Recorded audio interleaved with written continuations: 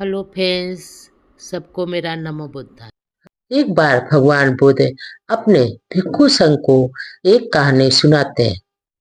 भगवान बुद्ध कहते हैं कि हमें ऐसा कोई कर्म नहीं करना चाहिए जिसके करने से पछताना हमें पीछे बाद में पछताना पड़े। भगवान बुद्ध अपने भिक्षु संघ को एक किसान की कहानी सुनाते हैं। भगवान बुद्ध जब जेतवन बिहार के प्रवास काल में रहते थे, तब एक कृषक के विषय में अपने भिक्षु संघ को एक कहानी सुनाते हैं।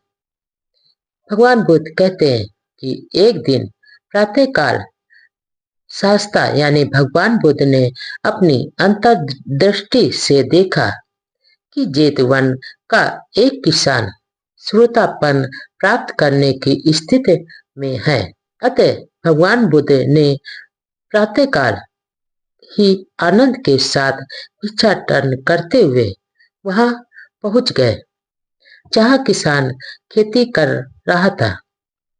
और कृषक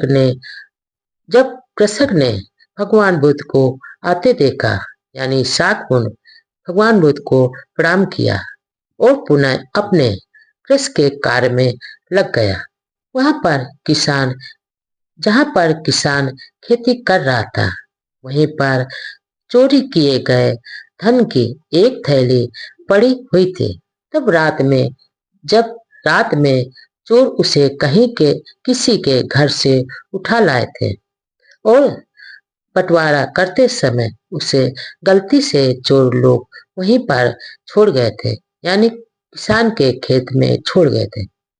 जब किसान ने उसे देखा तो वह किसान उधेड़ बुन में पड़ गया कि इस थैली का क्या किया जाए। वो सोच भी नहीं पा रहा था, अतः उसने निर्णय लिया और वह उस थैली को जमीन में मिट्टी से ढक दिया। तब भगवान बुद्ध ने आनंद को उस धन की थैली की ओर इशारा करते हुए बताया कि देखो आनंद, उस जहरीली सांप को देखो। आनंद ने भी उस थैली की ओर देखते हुए कहा, हाँ बनते, मैं उस जहरीले सांप को देख रहा हूँ। भगवान बुद्ध और आनंद भिक्षाटन हेतु आगे चले गए। उधर धन का मालिक चोरों के पद चिन्हों का पीछा करते करते उस खेत तक पहुंच गया और धन की थैली पाकर राजा के सिपाहियों ने किसान को पकड़ लिया और उस किसान को पकड़कर राजा के पास ले गए। तब किसान अपनी रक्षा में कुछ भी नहीं कह सका और राजा ने उसे मृत्युदंड दे दिया। इसके बाद राजा के सिपाही उसकी कमर में रस्सी लगा दिया और दोनों हाथों को पीछे की ओर बांध कर वध स्थल की ओर ले जा रहे थे। तब वह कृषक पूरे रास्ते बुदबुदाता जा रहा था, आनंद, उस जहरीले सांप को देखो। हाँ फंते, मैं उस जहरीले सांप को देख रहा। उसकी बुदबुदाने की आवाज जब सिपाहियों ने यह बात लगातार सुनी तो उन्हें उत्सुकता हुई तथा उन्होंने किसान से पूछा कि वह क्या बड़बड़ा रहा था। किसान ने उन सिपाहियों को बताया कि उन्हें कुछ नहीं बताया और कहा कि वह इसका स्पष्टीकरण राजा के सामने ही दे सकता है। अतः वह सिपाहीगण उसे राजा के पास ले गए।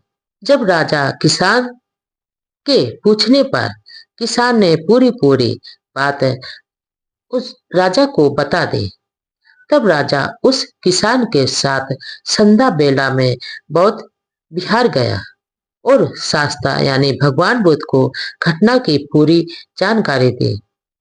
तब शास्ता यानी भगवान बुद्ध ने राजा को बताया कि किसान सच बोल रहा था कि उसने चोरी नहीं की थी।